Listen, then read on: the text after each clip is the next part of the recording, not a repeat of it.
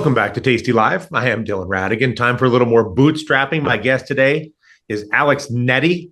He is one of the co-founders and the bosses at a company called Hive Systems. And I'll just read you the description, and then you're going to tell me what this means, Alex. The Hive Systems has grouped three different cybersecurity disciplines: strategy, compliance, and risk management, and offers solutions within those domains as wrappers to help scale with the threats organizations face without the sticker shock. So it sounds like a description, obviously, of cybersecurity, generally speaking, meaning when I hear cybersecurity, I think protect me from hackers, as walk me through sort of my layman's understanding of cybersecurity and what you're actually doing. Yeah, and today, the hard part here in the digital age is that cybersecurity is something that impacts us all.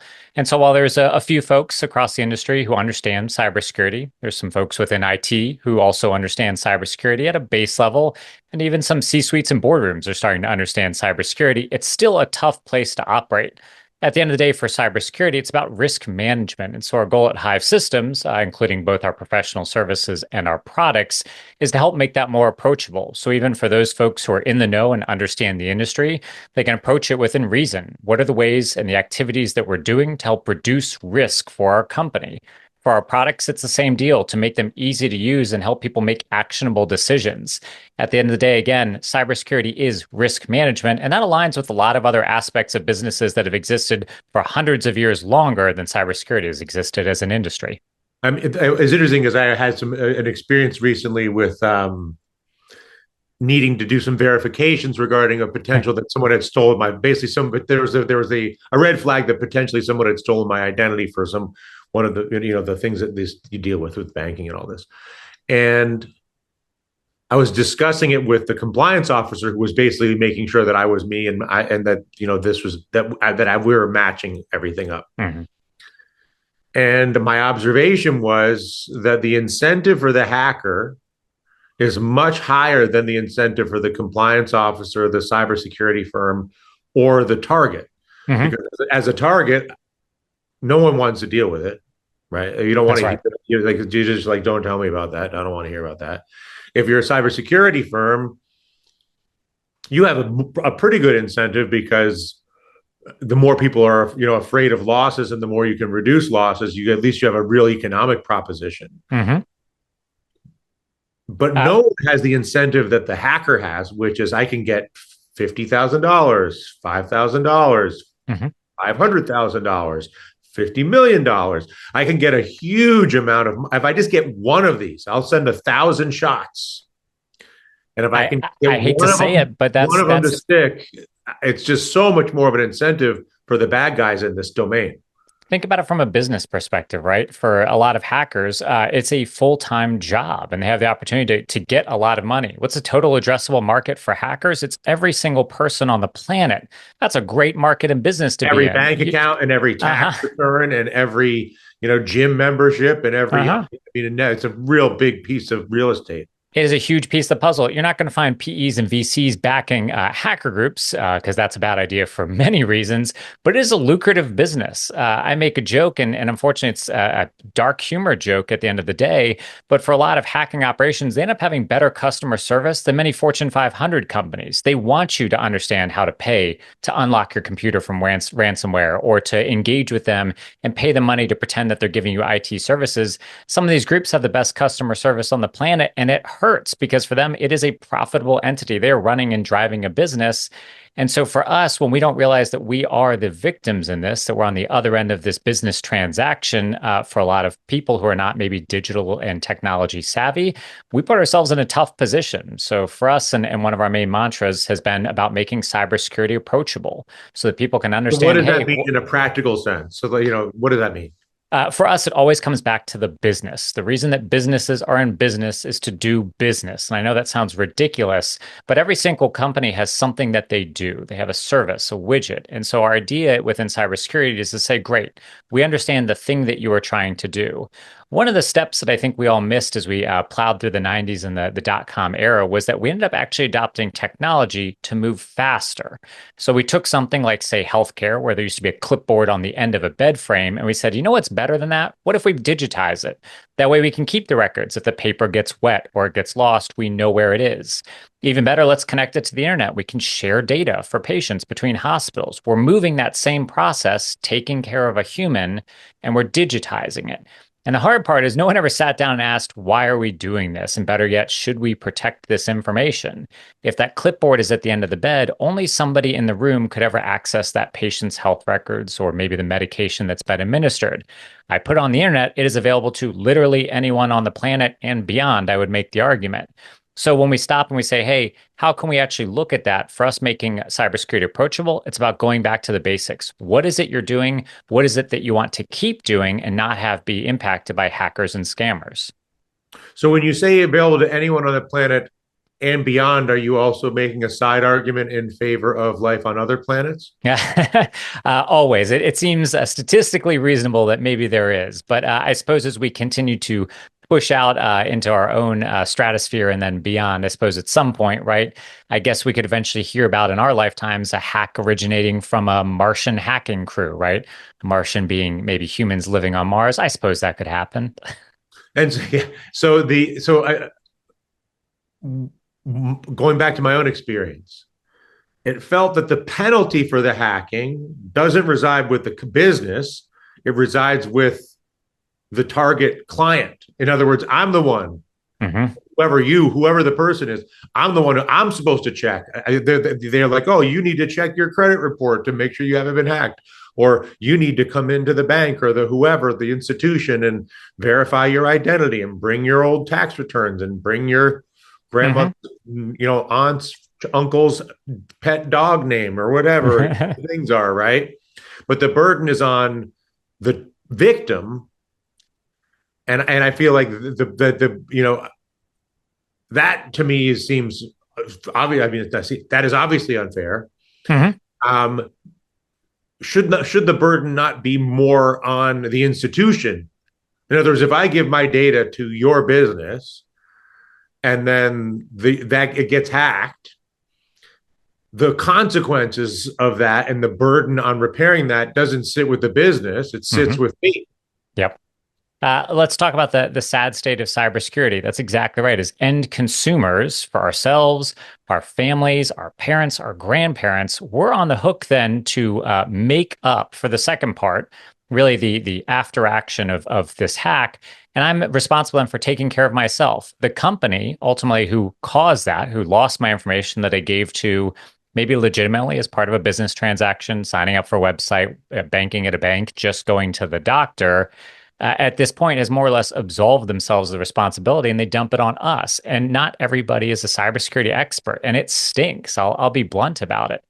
The hard part was for many years, these hacks and these breaches, which are huge and oftentimes used to carry a large reputational damage with it, just aren't carrying the same reputational damage it used to. You get a notification in your email, you get a letter, you maybe get some free credit monitoring that most people don't take advantage of. And as a result, these companies more or less get off for just a couple bucks. So that's a second incentive, right? Where the company, who's the one who is responsible for the data, has limited to no incentive to protect the data. Think about it in economic terms, right? For the hacker has maximum incentive to steal the data.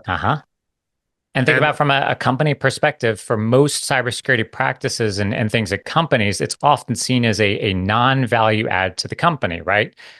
We are spending money on cybersecurity people and tools, and it costs us money. So if we don't, then I can probably balance it against the effect of, well, every couple of years, I'm going to pay out a couple $1 million in fines as a result of data breach, but I've come out on top for the amount I've invested in that.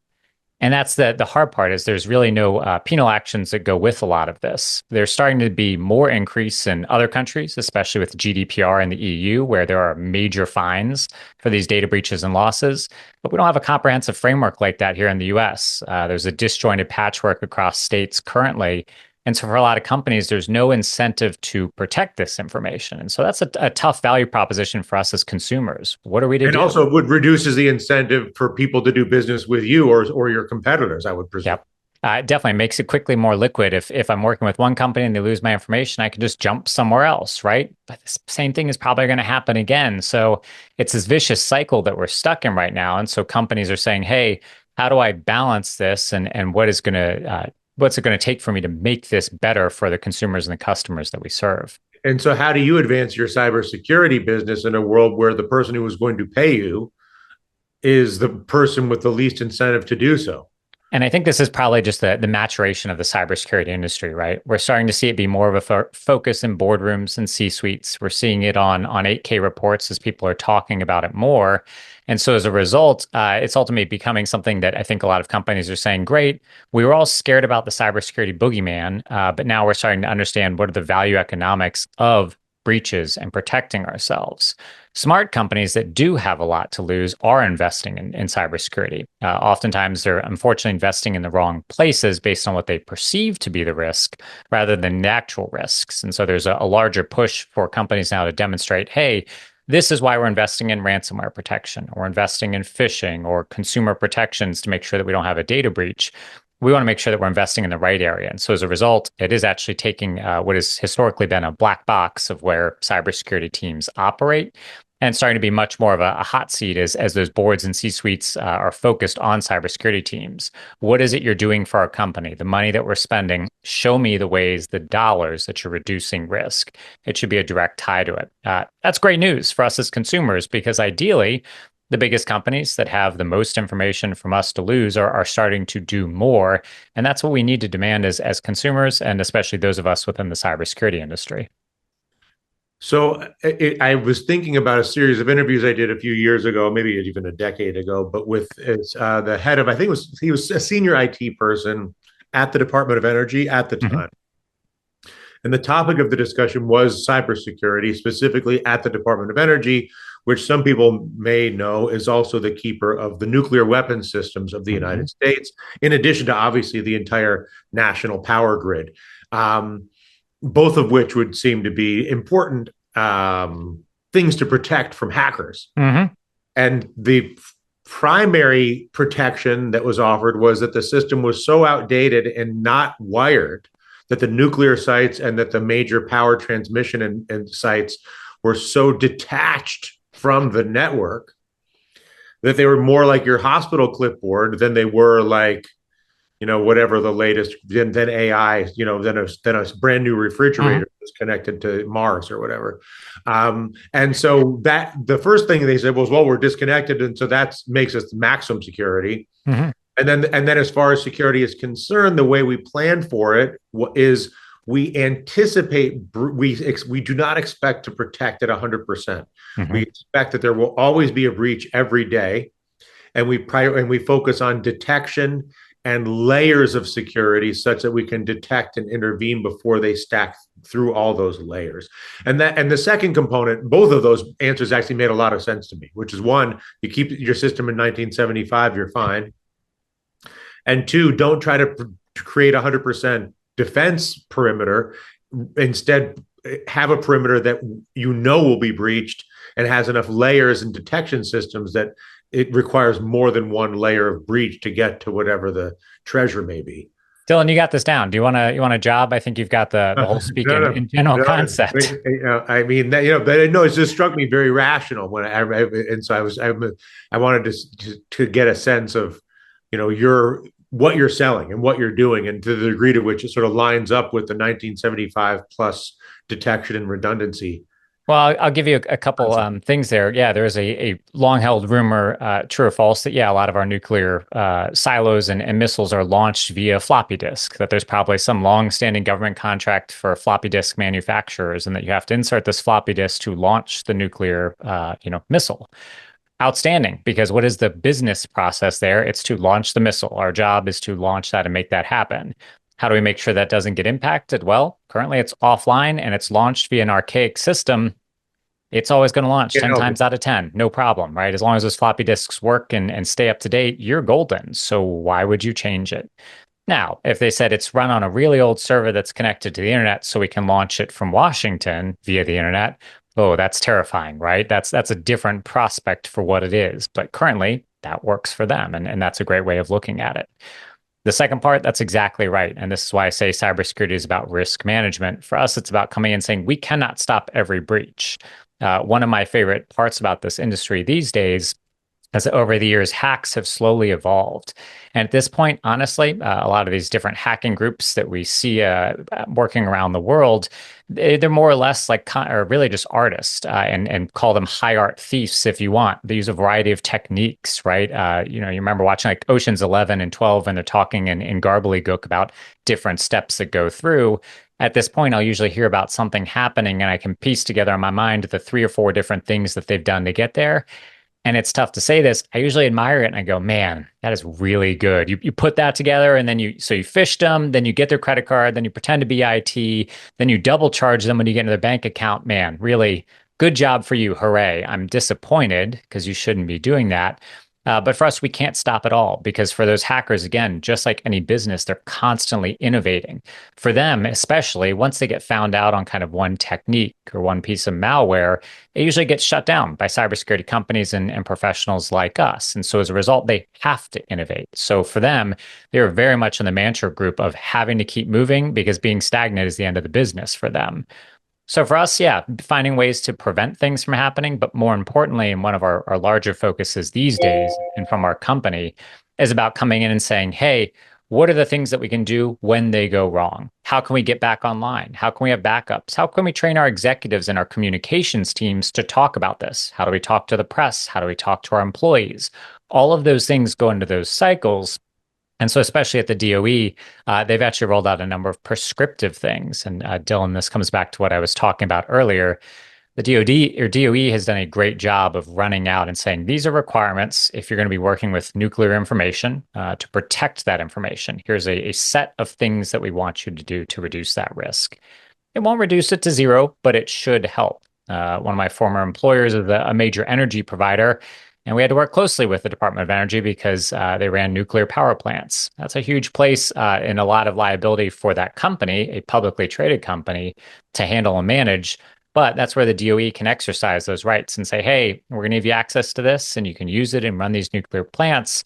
But we've got some stipulations that go with it. The company has no choice but to comply. But that's, in this case, I would argue, for the betterment of society.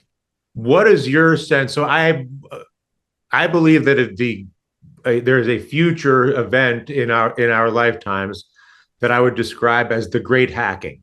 And that when and where that happens, I do not know. But what that consists of could be anything from taking all the cars in the world at the same time and making them all go a hard left. It could be, taking all of the refrigerators in the world and making them all shoot ice. And it obviously can be the most obvious one will be to drain all the bank accounts in some sort of Bondian villain sense. But how real is the risk of a globally orchestrated great hacking as opposed to these asymmetrical, stochastic, constant pitter patter of activity, but on an individual or institutional specific basis? About 15 years ago, we were always talking about a cyber Pearl Harbor. When those of us in the industry were looking to get the attentions of boardrooms and the government to invest in cybersecurity, we said at some point there's going to be this watershed moment that's going to get everybody invested and involved. And we all sat around waiting for it. And we're here in 2024 and it's never happened. And you know what I think is happening? I think we are the frogs in a boiling pot. As I talked about earlier, we've become numb to these breaches. We've become numb to our data being stolen. And we go, well, all the social security numbers in the US were just stolen. And I don't think anybody blinked an eye. I'm not sure I even saw it on the normal news in the morning covering it because everybody pretty much has washed themselves of it and become numb to it. My argument is I don't think that moment is coming. We can think about back in July when the large event happened with CrowdStrike and a lot of the major airlines grounding all planes in the US and some of the world as well. We haven't seen a moment like that since 9/11. So there is a major moment. And I'll tell you what, nobody was talking about on Monday. Now you can make an argument about changes in the Democratic presidential nomination may have blended that and buried that in the news cycle. But that was a major moment, and that should have been the thing that happened. And I don't think that moment is ever going to come. I think we've already passed that threshold. The water is boiling. What does that mean in the future? I think these things are going to keep happening, and I think major ones will happen. The Department of Homeland Security has identified some parts of our industries or some industries as critical sectors, things like finance and healthcare and energy, is saying, hey, if something happens here, it may impact more than just a couple people or cause some large problem across the US. But even still, I think those events are going to keep happening. And I think some of them are going to be quite large. For us as consumers, there's not a lot we can do in that case because some of these companies that handle maybe pipeline transmission across most of the Southeast, you've probably never heard of Colonial Pipeline until suddenly you couldn't get gas at a gas station a few years ago. So there's a lot of companies that are involved in this that we as consumers may not even know are handling our information or I handled would that think much that across it. isn't the sort of bullseye target financial institutions and credit card companies at the end of the day? That's the easiest one, right? I think the main motivator for a lot of hacking groups is money, right? Helps them pay their bills bluntly, but also continue to fund their operations, grow their operations. Sure sounds like a startup to me.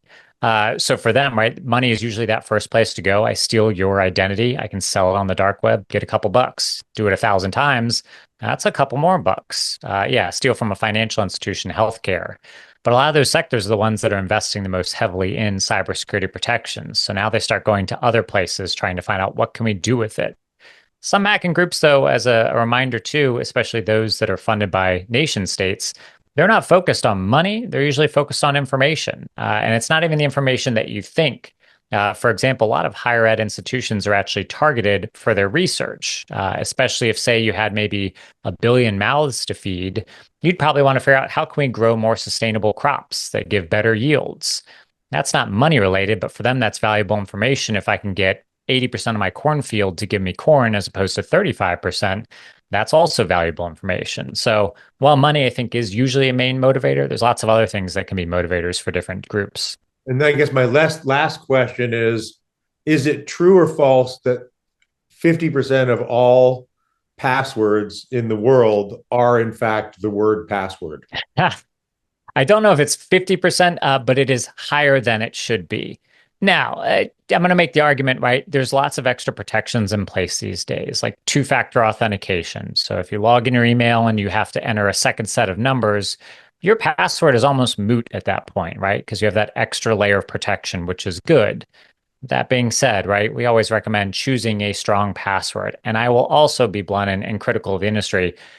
Passwords are a huge problem. They're not friendly. We reuse them across websites because they're hard to remember. And while there's lots of tools like password managers, it's not easy to manage that. And it's definitely not savvy or easy for people who are not technologically savvy to pick those up and use them. So for the cybersecurity industry at large, we're still searching for a better way because passwords just aren't working. Why not biometrics? I think biometrics is the way, and we've started to see some things around passkeys. You may have been prompted on websites, using your Touch ID or your Face ID. And I think that's a good place. But last I checked, passwords get stolen a lot. And the cool part about my password is I can change it, and now it's not stolen. Can I change my fingerprint or face if it gets stolen? Not really. So that part scares me a little bit. Mm-hmm. All right, Alex, listen. At worst case, if there's the great hacking, you just got to remember what it was like in 96. Fax machines. We'll be fine. It's going to be fine. We should do like a fire drill once a year as a collective global civilization and see if we can function in 1996. Let's bring back out the paper. I'm all for it at this point. I would be happy to be out of a job. That sounds wonderful. The company is called Hive. What's the website? You can find us online at www.hivesystems.com. We have a great blog that we maintain that just helps people understand cybersecurity concepts, and a great podcasting series as well that you can tune into and learn more about cybersecurity. So whether you're a practitioner or just want to know more, you'll find a lot of great content there. Hivesystems.com. That's right. I'm Dylan Ratigan. This is Bootstrapping. More Tasty Live coming up after this.